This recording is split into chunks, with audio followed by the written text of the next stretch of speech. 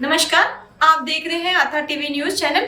इस वक्त की बड़ी खबर मध्य प्रदेश से, जहां आज विधानसभा में मध्य प्रदेश बजट 2026 में पेश किया गया।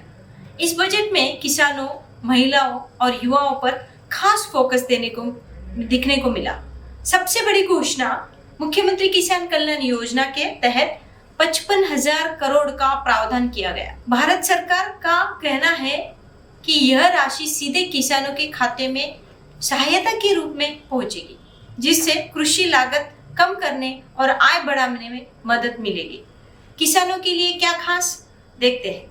मुख्यमंत्री किसान कल्याण योजना के लिए 5500 करोड़ का बजट, सिंचाई परियोजनाओं के विस्तार पर जोर, कृषि यंत्रों और आधुनिक तकनीक को बढ़ावा देने की योजना, फसल बीमा और समर्थन मूल्य व्यवस्था को मजबूत करने का संकेत, ग्रामीण और महिला सशक्तिकरण पर फोकस दिया गया।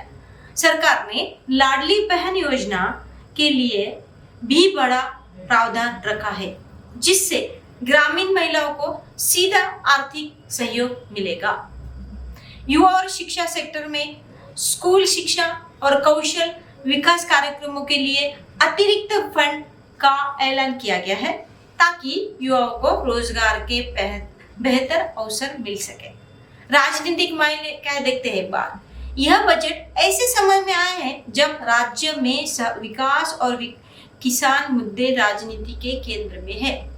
विपक्ष ने कुछ घोषणाओं को चुनावी वादा बताते हुए वित्तीय प्रबंधन पर सवाल उठाए गए, जबकि सरकार इसे किसान हितैषी और विकास उन्मुक्त बजट बता रही है।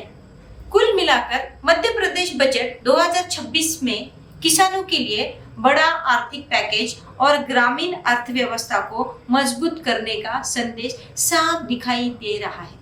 आज की विशेष रिपोर्ट में आज बात करेंगे रूस और यूक्रेन के बीच जारी भीषण युद्ध की, जिसने एक बार फिर दुनिया का ध्यान अपनी ओर खींच लिया है। ताजा घटनाक्रम में ओडेसा में ड्रोन हमले से आग लगने और 3 लोगों के घायल होने की खबर सामने आई है। स्थानीय प्रशासन के मुताबिक हमले में रिहायशी इमारतों और ऊर्जा ढांचे को नुकसान पहुंचा है। लेकिन आखिर यह संघर्ष यहाँ तक पहुंचा कैसा, देखते हैं। पृष्ठभूमि, साल 2014 में रूस ने क्रीमिया को अपने में मिला लिया था। इसके बाद पूर्वी यूक्रेन ने डोनबास क्षेत्र में रूस समर्थित अगलावादियों को और यूक्रेनी सेना के बीच झड़पें शुरू हो गई। 2022 में क्या हुआ, देखते हैं। युद्ध का विस्तार हुआ। फिर 24 फरवरी 2022 को रूसी राष्ट्रपति व्लादिमीर पुतिन ने यूक्रेन में विशेष सैन्य अभियान की घोषणा की। इसके बाद कई शहरों पर मिसाइल और ड्रोन हमले शुरू हो गए। यूक्रेन के राष्ट्रपति वोलोदिमीर ज़ेलेंस्की ने देश में मार्शल लॉ लागू किया और अंतरराष्ट्रीय समर्थन मांगा। अंतरराष्ट्रीय प्रतिक्रिया क्या है, देखते हैं। अमेरिका और यूरोपीय देशों ने यूक्रेन को सैन्य सहायता दी, जबकि नाटो ने पूर्वी यूरोप में अपनी सैन्य मौजूदगी बढ़ाई। रूस पर कई आर्थिक प्रतिबंध लगाए गए। ड्रोन युद्ध नया दौर। पिछले 2 वर्षों में युद्ध की रणनीति बदल गई है। ड्रोन और लंबी दूरी की मिसाइलें इस संघर्ष का प्रमुख हथियार बन गई है। ओडेसा पर ताजा हमला इसी रणनीति का हिस्सा माना जा रहा है। वैश्विक असर क्या है, देखते हैं।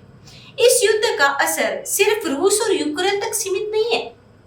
ऊर्जा संकट, खाद्यान्न आपूर्ति में बाधा, लाखों लोगों का विस्थापन, कुछ मिलाकर ओडेसा में ताजा ड्रोन हमला इस बात का संकेत है कि संघर्ष अभी थमा नहीं है।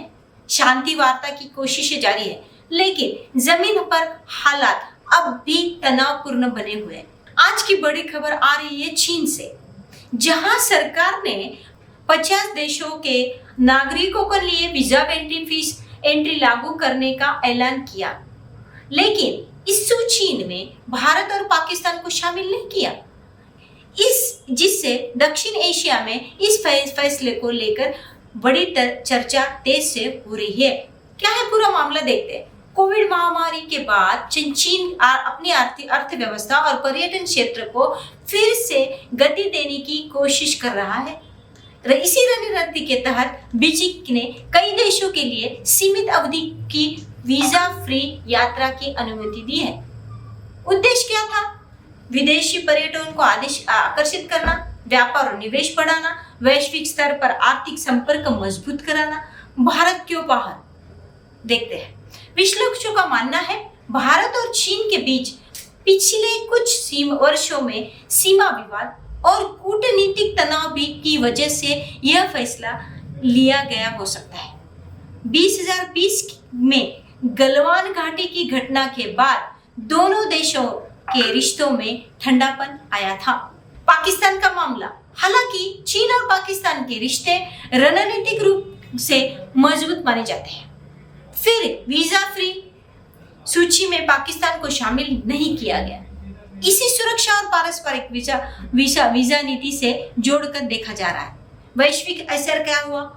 जिन 50 देशों को यह सुविधा मिली है, वहां चीन से पर्यटन और बिजनेस यात्रियों को इजाफा होने की उम्मीद है। वहीं भारत और पाकिस्तान के यात्रियों को पहले की तरह नियमित वीजा प्रक्रिया से गुजरना होगा। कुछ मिलाकर चीन का यह कदम आर्थिक रणनीति का हिस्सा है, लेकिन भारत और पाकिस्तान को बाहर रखना भू राजनीतिक संकेत भी माना जा रहा है। मध्य प्रदेश बजट 2026 लाडली बहना योजना, मुफ्त दूध, सामाजिक पहलों का पूरा इतिहास। मध्य प्रदेश के बजट 2026 के दौरान महिलाओं, बच्चों, ग्रामीण परिवारों पर बड़ा फोकस दिखा। सरकार ने लाडली बहना योजना के लिए 23,842 करोड़ का प्रावधान किया गया है और कक्षा 8वीं तक छात्रों को मुफ्त दूध देने की घोषणा भी की है। आइए समझते हैं इसका पूरा बैकग्राउंड, लाडली बहना योजना की शुरुआत और इसका विस्तार। यह योजना 2023 में महिलाओं को प्रति माह प्रत्यक्ष आर्थिक सहायता देने के उद्देश्य से शुरू की गई थी। उसका लक्ष्य क्या था?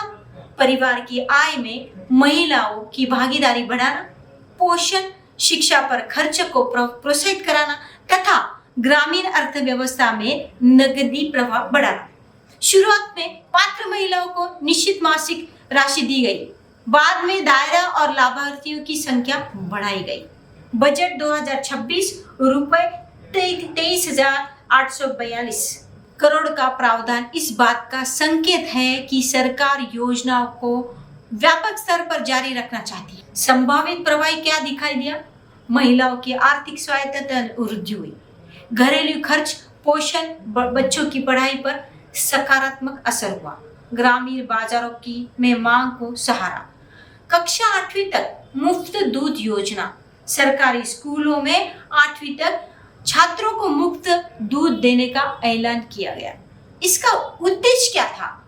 बच्चों में कुपोषण कम करना, स्कूली उपस्थिति बढ़ाना, मिड डे मील के पोषण स्तर को मजबूत कराना। यह पहल शिक्षा और स्वास्थ्य दोनों मोर्चे पर दीर्घकालिक सामाजिक निवेश में रूप में दिखाई दी जा रही है।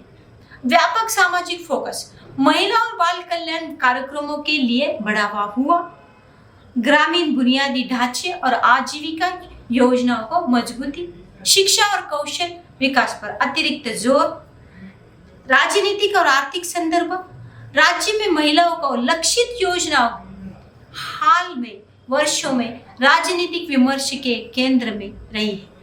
विपक्ष का तर्क, इतनी बड़ी राशि के राजकोषीय बड़ा दबाव बढ़ सकता है। सरकार का दावा है यह मानव पूंजी निवेश है जो लंबी अवधि में विकास को गति देगा। आगे क्या देखते हैं? लाभार्थियों की पात्रता, भुगतान की नियमितता, जमीन क्रियान्वयन, इन पर नजर रहेगी। मुफ्त दूध योजना के लिए आपूर्ति श्रृंखला, गुणवत्ता नियंत्रण और स्कूल स्तरीय निगरानी अहम होगी। बजट 2026 में लाडली बहना योजना के लिए रुपए 23,882 करोड़ और 8वीं तक मुफ्त दूध का ऐलान। सामाजिक सुरक्षा, पोषण पर राज्य की प्राथमिक को दर्शाता है। आने वाले महीनों में इन पहलों का वास्तविक असर क्रियान्वयन की गति और पारदर्शिता पर निर्भर करेगा।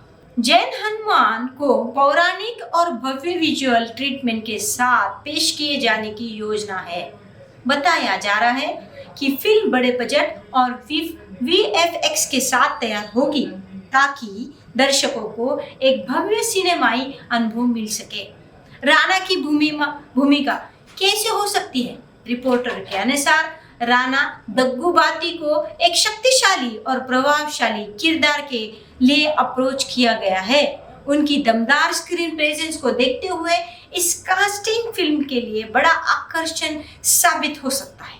ऋषभ शेट्टी का विजन। ऋषभ शेट्टी जिन्होंने अपनी पहली अलग शैली के दर्शकों को प्रभावित किया, इस बार भी एक बड़े पैमाने की कहानी को पर्दे को उतारने के लिए तैयार है। Shooting update. शूटिंग संभावित तौर पर मार्च-अप्रैल में शुरू होगी। बड़े सेट्स, हाई एंड तकनीक का इस्तेमाल किया जाएगा।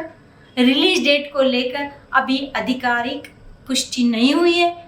कुल मिलाकर अगर राणा दग्गुबाती की एंट्री पक्की होती है तो जय हनुमान साउथ सिनेमा की सबसे चर्चित फिल्मों में से एक बन सकती है। फिलहाल इतना ही।